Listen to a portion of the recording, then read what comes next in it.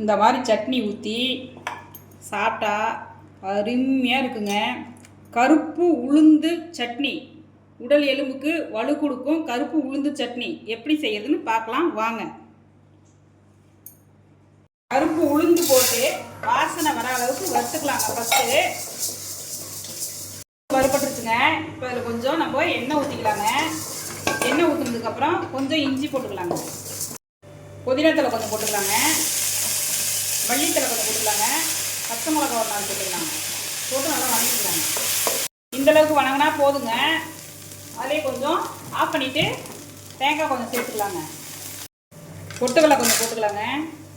பொட்டுக்கடலை போட்டோம்னா அந்த உளுந்தோட வலுவலுப்பு தெரியாதுங்க. கொஞ்சம் பூண்டு போட்டுக்கலாங்க. தேவையான அளவு உப்புங்க. சட்டியிலேருந்து இப்போ ஜாருக்கு மாற்றி அரைச்சிக்கலாங்க. நம்ம சட்னி அரைச்சாச்சுங்க. அரைச்சிட்டு அதில் பார்த்தீங்கன்னா தண்ணி கொஞ்சம் ஜாஸ்தியாகவே கலந்துக்கலாங்க. இந்த அளவுக்கு நல்லா தண்ணி கலந்துக்கலாங்க. இப்போ தாளித்து கொட்டிக்கலாங்க. கடுகு போட்டுக்கலாங்க. உளுந்து போட்டுக்கலாங்க.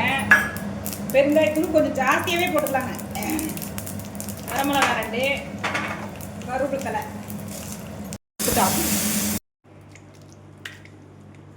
இந்த மாதிரி சட்னி